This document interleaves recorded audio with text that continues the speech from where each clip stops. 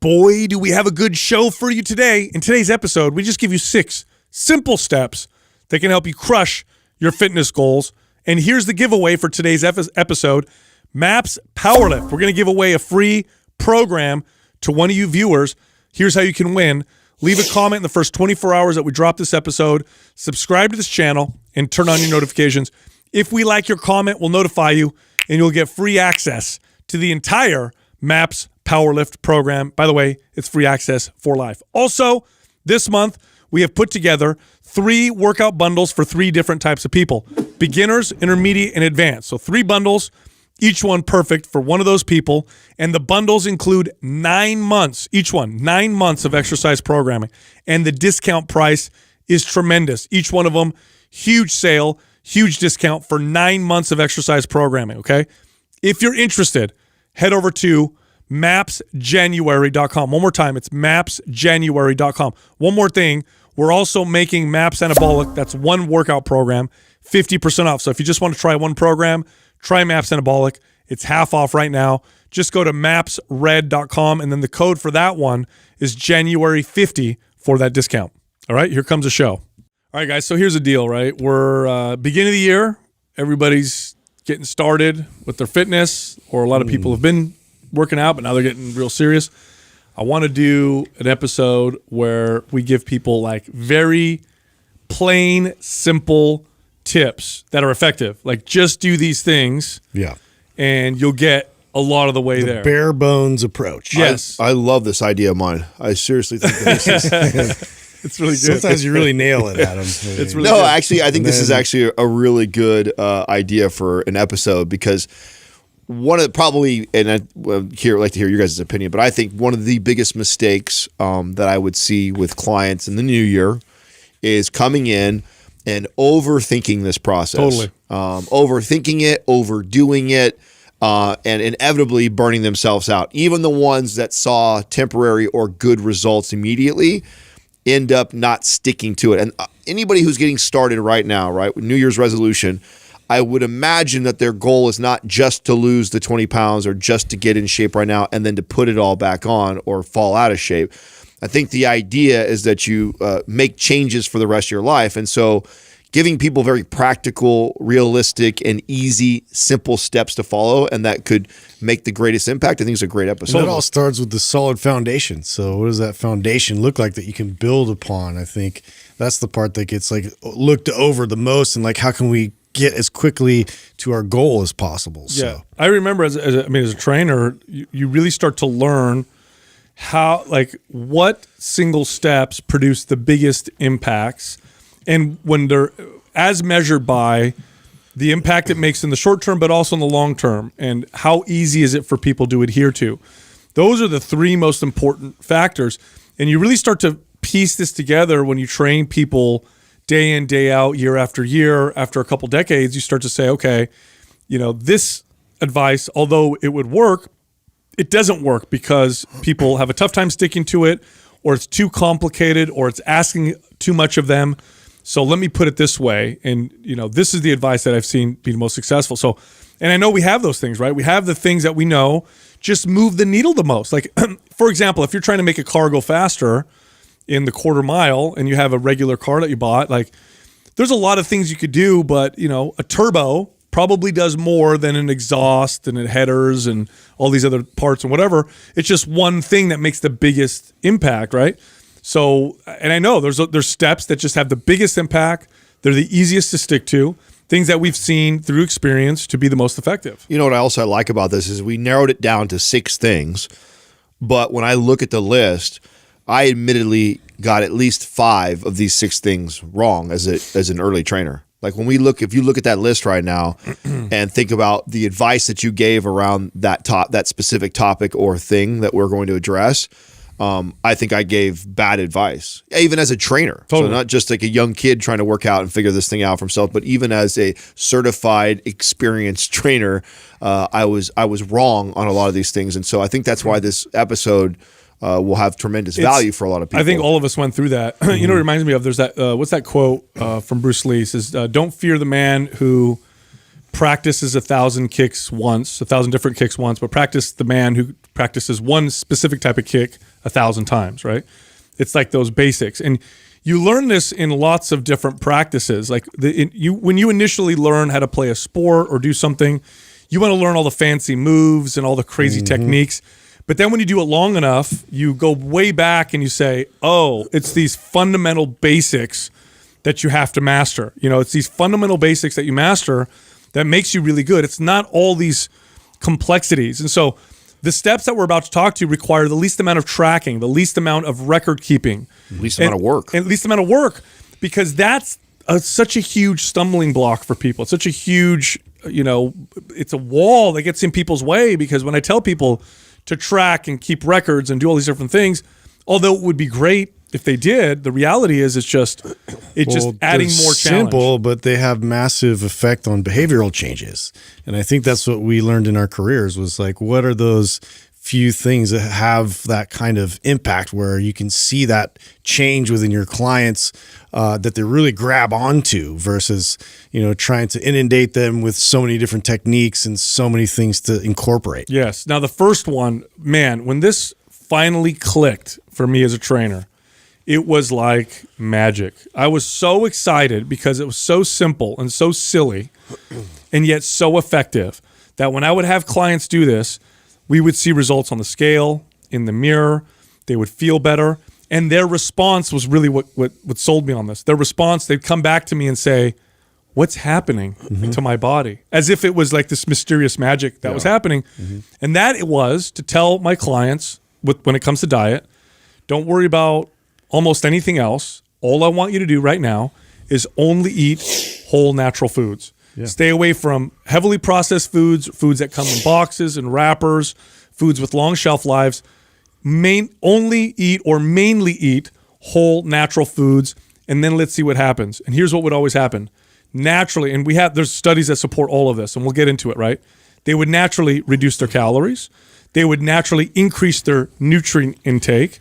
They would naturally increase their protein intake from doing this, and we would see people lose weight and feel better, and they wouldn't feel like they were restricting. Yeah, that was you're not being restrictive with this mindset at all with your clients. It's more seeking out and finding these whole foods to incorporate, which then actually changes your palate. It starts to sort of do its work on you without being so obvious. Well, yeah, subconsciously, I think that they naturally start to make better choices for themselves, and they don't feel like they're being restricted or told they can't do anything, and they just kind of start to follow better steps to make them healthier. But I also want to address the things that we did wrong in these categories too, right? Totally. So like one of the things that I would do that I thought was right at the time was write out a diet for somebody. Yes. Yeah. Someone come in, they hire me, I want to lose 20, 30 pounds. And it was all about the calories. That's right. It was, let's weigh you out. Let's get very mathematical about this and figure out what you need to do precisely to get to that. But it was the math with just the answers, none of the math. That's right. It was just the answers to the test and what ends up happening, even if there's somebody who can stick to it. So I would get this false signal that this is the way to do this, because some clients would, right? One at every 4 or 5 would stay locked in, would follow the steps, follow the meal plan, get great results, and hey, I'm a good trainer.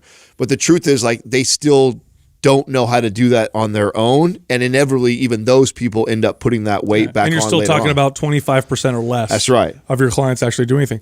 No, here's what's interesting about whole natural foods.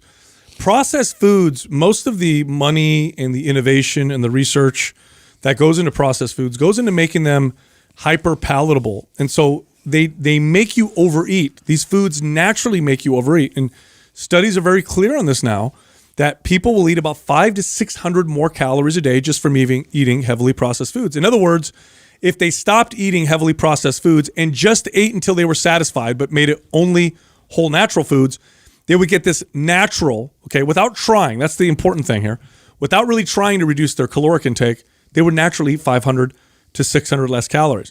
Now, we've heard throughout the decades that fat was the culprit. This is why we have an obesity epidemic. Then it was carbohydrates or sugars. Mm-hmm. The truth is, it's heavily processed foods. If you look at the rise in obesity in modern societies, you look at America, for example, and as it goes up, you can put a graph of the percentage of our diets that was heavily processed foods, and you'll notice that they match almost perfectly. As our diets became more and more predominantly dominated by heavily processed foods, obesity grew and grew and grew. And again, think of it this way: eating a family bag, size chips, a bag of chips, is not that hard to do. But eating that many potatoes, plain potatoes, which is typically about 5 or 6 potatoes, would be very difficult to do. That's the power of heavily processed foods. And so if you just avoid those foods, you don't even have to consciously try to restrict. You naturally eat less. Well, and you can't really blame a lot of these companies that have produced these products because the consumers are the one driving their those job is to make money. demands because course. they're the ones that want everything to taste better, to be crunchier, Yes. to have these like bright colors and flavors and so it really is our responsibility to bring back the association with what these healthy, whole, natural foods provide your body and focus on that aspect and not specifically just on the flavor of it. And by the way, keyboard warriors can, save their energy and fingers here that you don't need to get on here because I know someone's going to jump all over you for saying that it's processed foods that cause the obesity epidemic. And it's not the only reason why. It's in our experience of all the people that we've helped out that it's one of the biggest reasons why people struggle with that. It's not the only one. There's other factors with transportation and higher calorie meals that people are eating and more people are sedentary and there's a lot of other things that play a role in that, but I agree with you. It's a major contributor It's the we've main all one. seen as a common factor in our clients. It's the main one, and they've done studies to show that it's not. Yes, we're less active. That definitely contributes to worse health outcomes. But it's not the calorie burn side of the formula. It's the calories inside of the formula where things have changed. I mean, the average person just eats a lot more now. Did our appetites increase? No. We're now eating foods that make us not full as fast or satisfied as fast. Like I said, I could eat a whole bag of potato chips and not a problem. I could not eat that many plain potatoes. And this is true for, try to eat 1,000 calories worth of apples versus 1,000 calories versus apple flavored candy, right? Mm-hmm. There's a big difference. And so when it comes to diet, if you just cut out heavily processed foods and don't even worry about calorie tracking and restricting and whatever. I used to tell my clients this: eat until you're satisfied. Just eat a whole. And they used to look at me like I was crazy. What do you mean? Yeah. I don't care. Eat as much steak and chicken and potato and rice and fruits and vegetables you want, and just eat until you're satisfied, and then we'll see what happens. And all of them, if they did that, would come back to me and be shocked that they were actually getting leaner, and they were shocked because they didn't feel like they were restricting because their natural systems of satiety were allowed to work with foods that we evolved eating. I would say the next step is the only thing that I would add to that conversation, right? Is that if 100% of the people that I gave that advice to saw tremendous success, the few people that didn't see as good of results, it always came back to this step right here, which was they were, yes, eating all whole foods, but they weren't paying attention to how much protein they were intaking. And so we were doing the strength training and we were grossly under consuming protein. Even though our calories were fine, we weren't putting on any bad weight. We also weren't building any muscle, which wasn't helping or supporting their metabolism or helping their body composition. So simply by giving them the advice of, listen, just hit your body weight, like your grams of protein in your body weight, right? So what if you weigh 150 pounds? Try to hit 150 grams of protein. And by the way, that's not the science is 0.6 to 0.8, but like you tell a client 0.6 to 0.8 and they're not going to bust a calculator out every time. So them eating 1 gram to 1 pound of body weight is a great place. It's a good target. Yeah, it's an easy target for them to focus on and figure out if they're under or over. And I think that right there in itself, between that and the no processed foods, I mean, if you got 100% compliance on that, those people saw tremendous results. I would say those two things are 85 to 90% of the way there when it comes to nutrition. Mm-hmm. Now, I do want to be clear. You're not going to get 5% body fat like that. You're not going to look shredded on stage or look like your favorite Instagram fitness influencer. That requires, really crazy, weighing of food and counting calories and all that stuff. I'm talking about taking your body from overweight to relatively lean, 13% body fat for a man, 12% body fat for a man, for a woman in the low 20s, maybe even below 20% some women will get just by doing these things. Now, why protein, right? Why are we saying eat that much protein? Well, here's why. There's a few different reasons why. One is it's very strongly positively connected to muscle growth. Okay, so if you eat more protein, you build more muscle, you're stronger, and that increases your metabolic rate. So now you get a faster metabolism, faster than you would had you not eaten as much protein. So that works in your favor. The second reason is protein is very satiety inducing. Of the three macronutrients, right? Proteins, fats, and carbs, proteins make you full the fastest.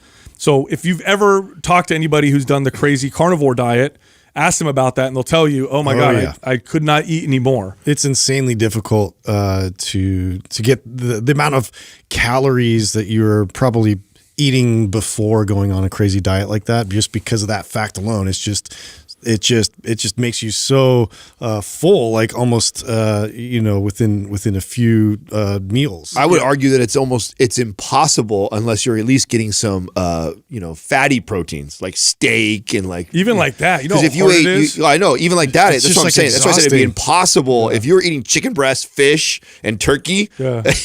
Good luck. Yeah. Good luck getting enough calories in, unless you're deep frying it or something else. But if you're eating it just whole natural chicken, turkey, fish, meat like that, you got to find ways to add the fat in there so you get some calories. Well, that's why I like focusing on it first is like the main part of the meal is you go through that. And then especially if you're trying to kind of cut back a bit on calories, and it's kind of a natural limiter that you put in place. That yes. Now, and protein, another thing about protein is it's got a thermogenic effect in comparison to the other macronutrients, meaning protein actually gets your body to burn more calories per gram than fats or carbohydrates.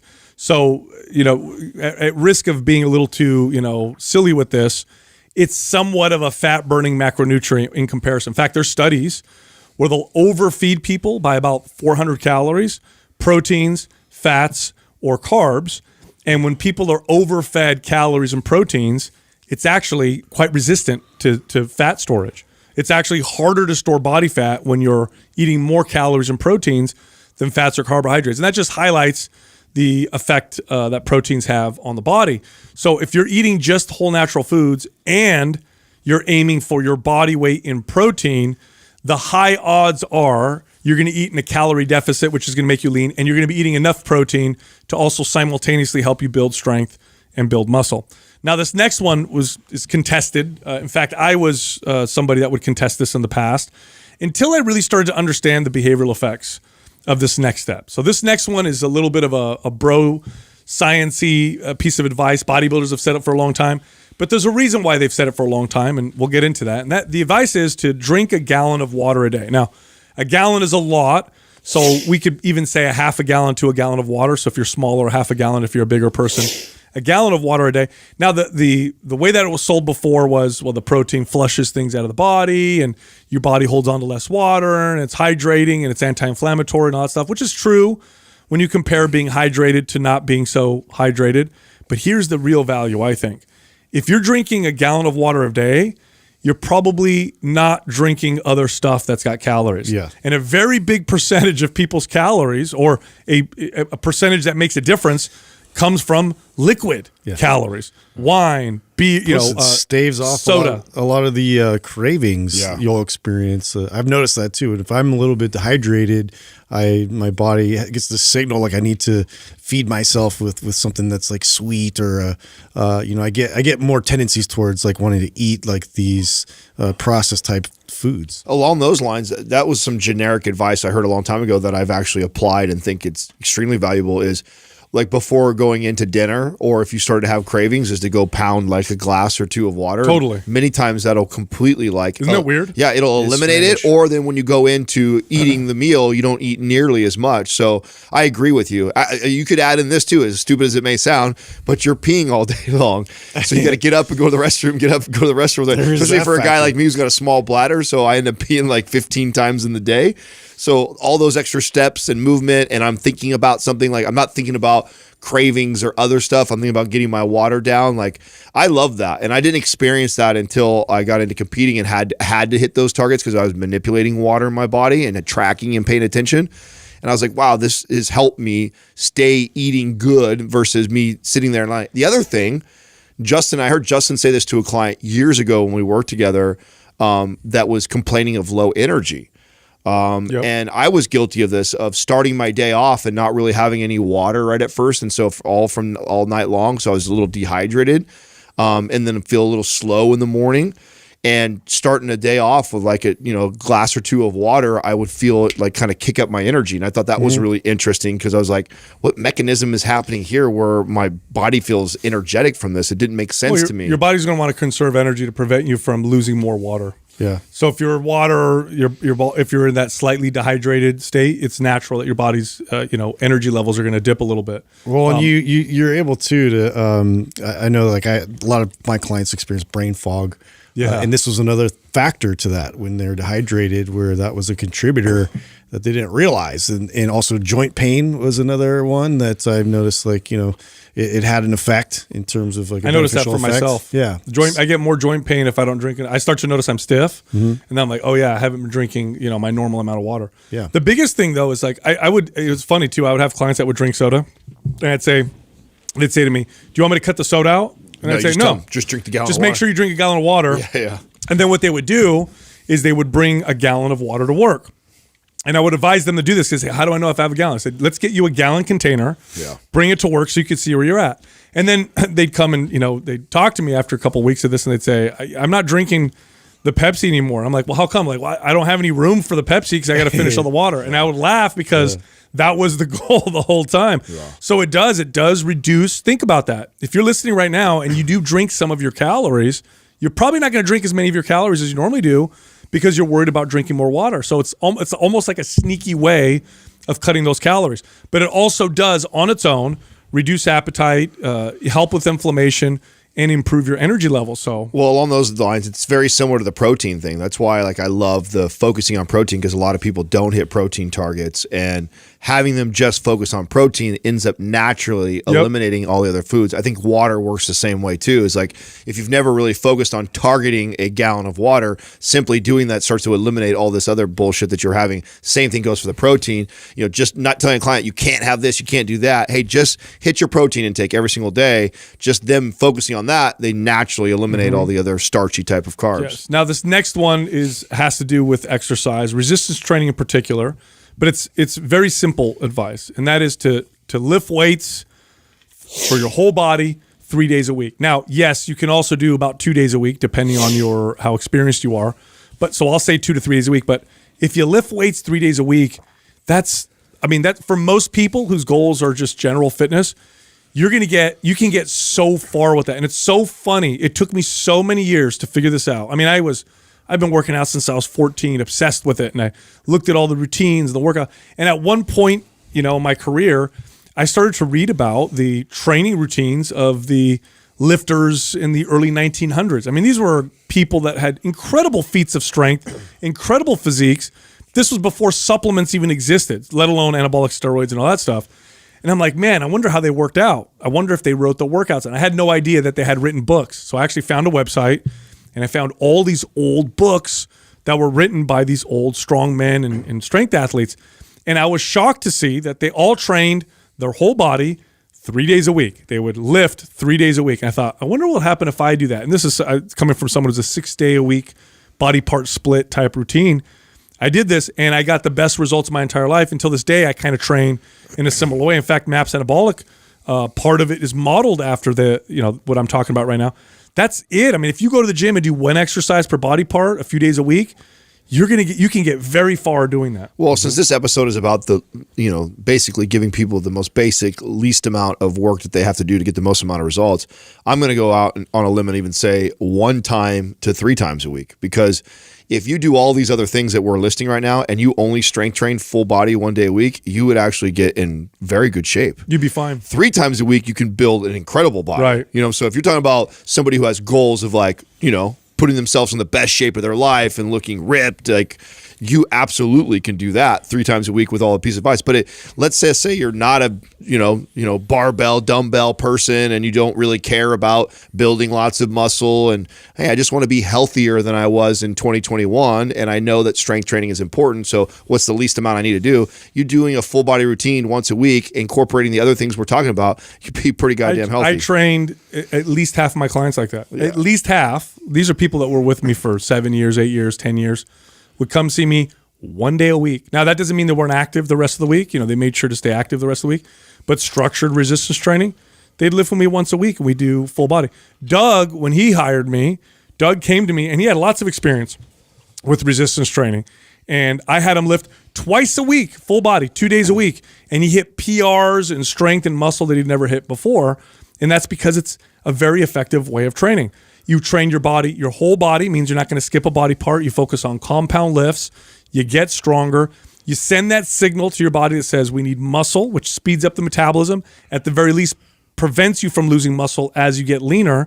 And you get great results. And it doesn't require a lot of time. People spend so much time working out because it's so ineffective and inefficient. So they spend all this time working out to get a little bit of results, when in reality, if it was an effective routine that was smart, you could spend far less time and get far better results. And that's what these full body workouts do. And again, our flagship program, MAPS Anabolic, is based off of this because it's so effective. And I say flagship, it's the most popular program that we have by far. So it doesn't have to be super complicated. Just a few days a week in the gym, go in, each body part, one exercise, and you're golden. Now, this next one has more to do with cardio, and this was another one that was such a big game changer for my clients. This one, it took me a long time to figure out. I would say it's towards the end of my career did I really piece this together, because when I would recommend activity to people, I would say things, and before this, I would say things to people like, do 30 minutes of cardio upon waking, or get a stationary bike, put it in your bedroom, or go to the gym, or go to the track, or whatever, and make sure you do your 30 minutes of activity. And it was hard to keep people consistent. I thought, it's a discipline issue, or these people are lazy, or what's going on. And it wasn't until I realized, wait a minute, there's no reason to do all 30 minutes of activity all at once. What if they divided it up? Spread it out. Yeah, and then the second part was, what if I just attached it to like things that they're going to do anyway? So what if I had them walk for 10 minutes after breakfast, lunch, and dinner? And the adherence exploded. People were way more consistent, and there was their 30 minutes of activity every single day. There's so many other factors to that too, in terms of benefits that you can foresee from that. So digestion was a big one for me, and the natural process of your body kind of moving things along, and then being out in nature. If you can do it instead of indoors, you get the benefits of the sun and vitamin D. Also, if you have a significant other that you bring with you, now you have conversations with them that we've had meaningful conversations, or the kids come with. You get the dogs out. So yeah, I'm a big fan of doing things like that attached to rituals or processes during your day that you're already going to do anyways. Now you're just adding one little step that really sticks. I vividly remember when this light bulb went off, the conversation I was having with a client. This was when 24 Hour Fitness introduced the Body Bug. And, up until this point, I was like you, Sal, 30 minutes of cardio and, I would, specifically, 30 minutes on Stairmaster, and this day we're going to do HIIT. And I'd have all these things that when they come in and train with me, I would prescribe very specific, pieces of cardio that I'd have them do. And then I would, at the following week, I would assess and look at their Body Bug, which this is basically a step and calorie burn tracker, right? A metabolism tracker. And I'm looking to see what our activity level looks like. And I remember looking up with this client of mine, and she had on Friday, when she didn't see me, or Friday or Saturday, I don't remember what it was. It was one of those days where she didn't see me, and she had the highest calorie burn by and I said, that's all the same thing. What did you do? Did you train? Did you go back? No, I didn't even work out that day. I'm like, what do you mean? And I made her walk me through her day. She, well, I did this, and I had to go grocery shopping, and then I got home for a little bit, did something with the kids, and then I had to clean house, and I was blown away by how much more calories that she burned by just kind of going through her day, walking around, doing normal activities, in comparison to the hour that I was crushing her and the half hour of cardio that I had prescribed to her. And I was fascinated by that. And this light bulb went off, like, man, if I can get my clients to add in activity and make it very basic and simple and easy, boy, can I really make up the calorie difference just from simply doing that without having to tell them to do this rigorous half hour to an hour on a Stairmaster or a treadmill. I did the same thing. I remember the Body Bug used to have this graph that you could see with activity, And so you'd see like it would spike up and, come back down and spike up. And so you could see, that you were, at 8 a.m., it looks like you were real active. What were you doing? And, all that stuff. Same experience. They brought it in. I looked at their graph and I noticed Saturday they burned tons of calories. And I saw the graph and it was funny because on the weeks that they would see me, they would come in the morning. I'd see the spike of activity when they'd see me, and then the rest of the day it was flat. Because why? They'd go to work, sit at their desk, and then after they were done with work, drive home, and then sit on the couch or whatever.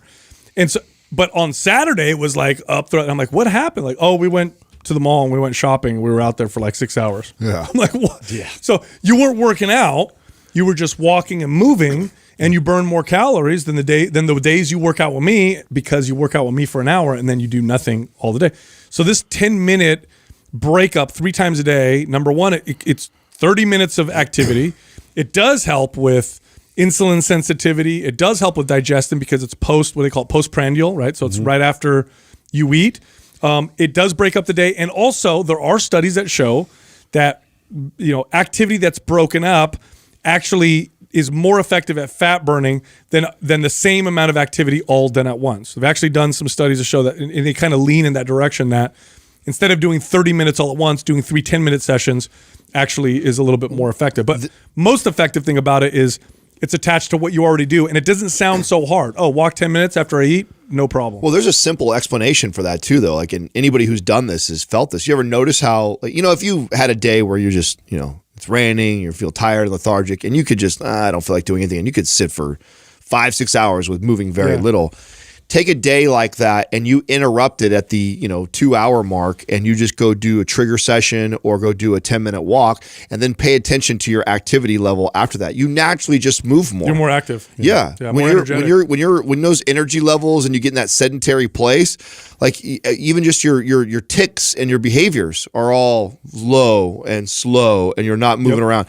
You go and that's what I used to love about the trigger sessions. I remember when you put those in anabolic, and the first time that I applied that, one of the things I loved was, I got to do these trigger sessions 3 days or 3 times in a day, just for like 5 to 10 minutes. But it wasn't those trigger sessions that I thought I got the most value from the actual trigger sessions. It was how I felt afterwards. It would energize me. And then all of a sudden I was like, I was so lethargic on the couch, I didn't want to do anything. And I was like, I got to do that trigger session. I'm committing to that right now. So I get up, I do it. And then I didn't want to sit back down on the couch.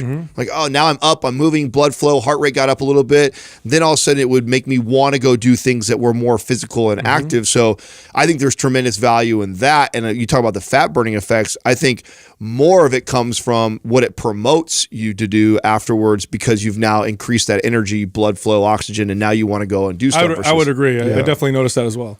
So this next one has to do with sleep. Now, if you've listened to the podcast, you know how important sleep is and sleep quality is for your body's ability to burn body fat and adapt and build muscle and balance your hormones out, youthful hormone levels, all that stuff, right?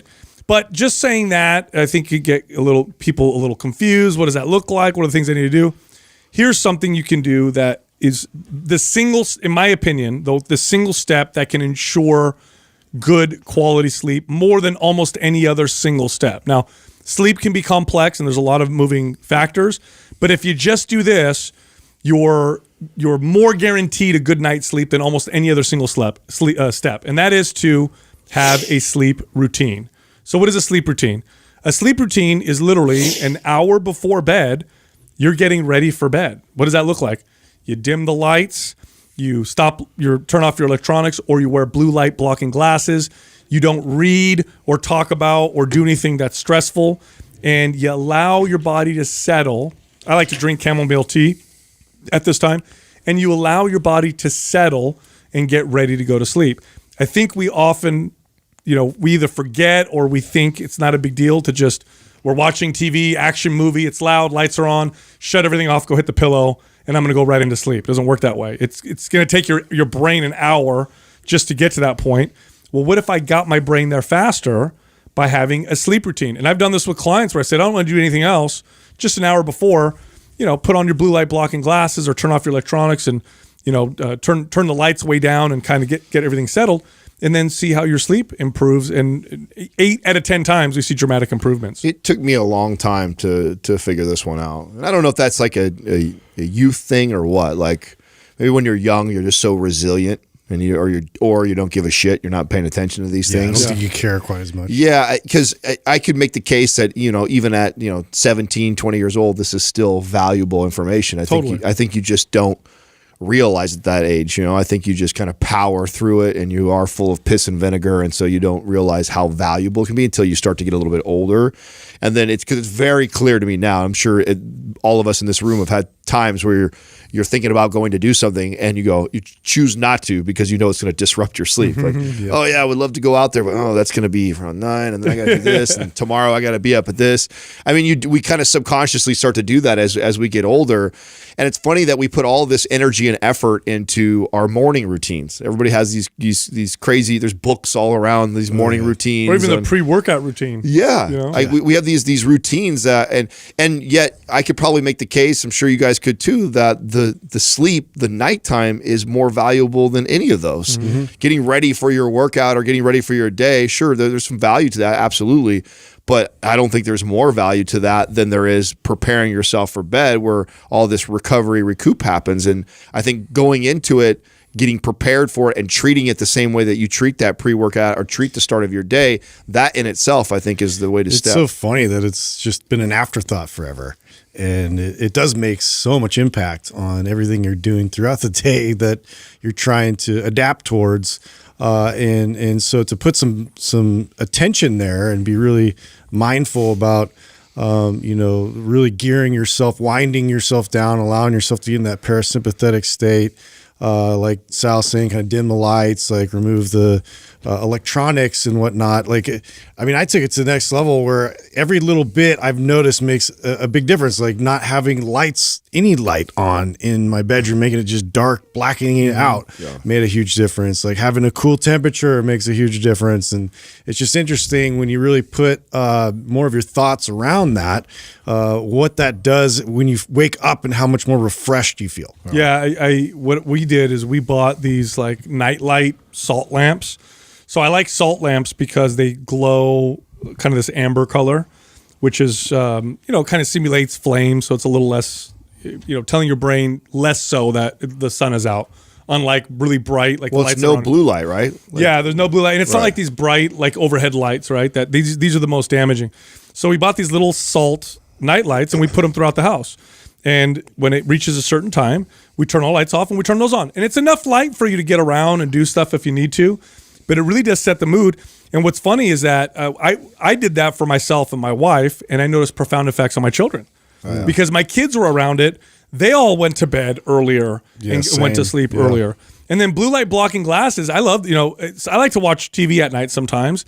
If I put on really strong blue light blocking glasses and I watch a movie an hour before I want to go to sleep, I'm usually almost asleep 45 minutes in. Like I find myself drifting off.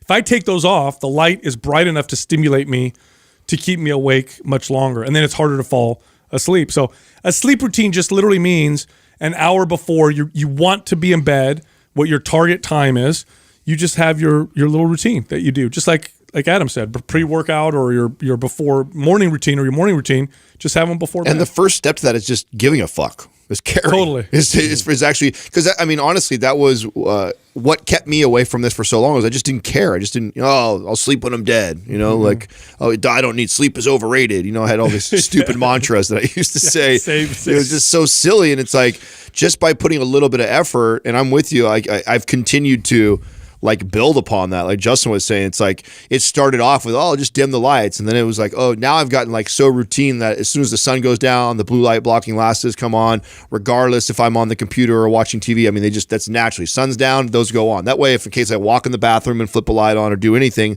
I'm not disrupting that. And then the Ooler, being able to use that at nighttime to cool my temperature down, that's been like game changing for me. And then the other one that you mentioned, Sal, lightly, that I think is important that a lot of people don't do, Katrina knows this for sure, is like, you cannot talk to me about work or business after 7 p.m. No finances over here. If we get into anything, no, you get a stressful conversation before bed. And and I love work, right? So this is actually a challenge for me, and so maybe it doesn't look like stress to you, right? Because you're passionate about it, but you got to be careful because it winds the brain up and it gets your brain wide awake. And so I love business and I love to talk about that. So I don't really think of it like, oh, this is stressful, I can't talk about it. Like maybe finances can be stressful for people. but it winds me up. Like it gets me going and I can't stop thinking. And like when I'm trying to settle my brain down, it's like the worst thing. So becoming aware of all this stuff, I think, is the first step.